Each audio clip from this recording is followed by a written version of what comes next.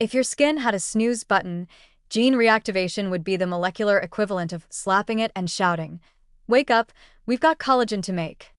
The promise of epigenetic skincare is as thrilling as it is futuristic, reversing age not by covering it up, but by literally flipping the biological switches that went quiet over time. But with great cellular manipulation comes great responsibility, or at least some serious questions. Like, is reactivating silenced genes in skin cells long-term really safe? Are we just rejuvenating, or are we poking sleepy genes that were silenced for good reasons? Is this science's anti-aging holy grail, or just a beautiful way to start a bioethical food fight? Let's start with what gene reactivation actually means in the skincare context. Over time, environmental stressors, sunlight, pollution, inflammation, you name it, and natural aging cause genes that were once active, think collagen production, wound healing, antioxidant defense, to fall silent through epigenetic changes like DNA methylation or histone modification.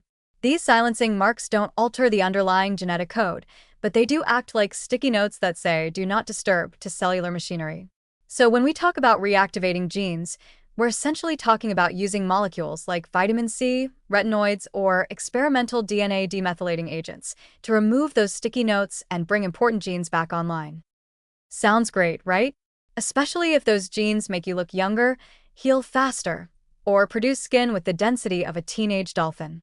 And in the short term, many of these interventions are safe and well tolerated. Vitamin C, for example, is not only a potent antioxidant, but also a cofactor for TT enzymes that assist in removing methyl groups from DNA. This can lead to the reactivation of genes involved in dermal matrix repair and regeneration. Likewise, retinoids bind to nuclear receptors that modulate transcription, nudging cells to behave more youthfully without fundamentally rewriting their identity. Peptides and niacinamide also act as mild gene influencers, encouraging barrier function and elasticity by modulating gene expression in subtle, targeted ways. The real concern kicks in when you ask, what happens when you do this every day for 10 years?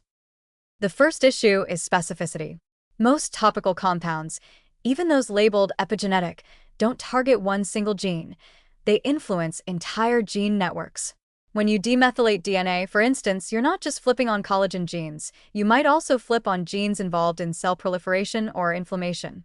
That's fine if it's controlled and limited, but what if the wrong gene is reactivated in the wrong cell? A worst-case scenario is the activation of proto-oncogenes, which are normally silenced in adulthood for good reason. Reactivating them in skin cells could, in theory, contribute to abnormal growth or increase the risk of skin cancers, especially when combined with UV exposure. To be fair, there's no clinical evidence yet that topical vitamin C, retinoids, or peptides cause long-term harm through gene reactivation. Most of them work within narrow, self-limiting pathways and are metabolized quickly by the skin. But the field of epigenetic skincare is still very young, and the newer ingredients entering the market, especially those designed to mimic pharmaceutical demethylating agents or transcriptional modulators, deserve rigorous, long-term safety trials before they get marketed as miracle creams. Then there's the question of ethical boundaries. If we start using powerful gene-modulating compounds not just to heal wounds or treat skin diseases, but to erase wrinkles and optimize beauty indefinitely, where do we draw the line? Is it okay to bioengineer skin to behave like it's 25 when the rest of the body is clearly not? Some might argue this is no different than hair dye or Botox. Others would counter that altering gene expression is a deeper level of intervention, one that needs informed consent, transparency, and maybe even regulatory oversight. After all, if your moisturizer is technically a gene editing tool, does that make your bathroom shelf a biohacking lab? There's also a philosophical wrinkle. If you reactivate silenced genes to chase eternal youth, are you extending vitality, or are you just refusing to age with dignity and a bit of humor? We all want skin that glows, but is there a point where the glow becomes a warning light? All this doesn't mean we should panic about every serum promising cellular rejuvenation. Most cosmetic products are subject to formulation limits that keep their biological activity well below pharmacological levels. The vitamin C serum on your dresser is not about to rewrite your genome. It's giving your fibroblasts a friendly nudge, not a complete reprogramming.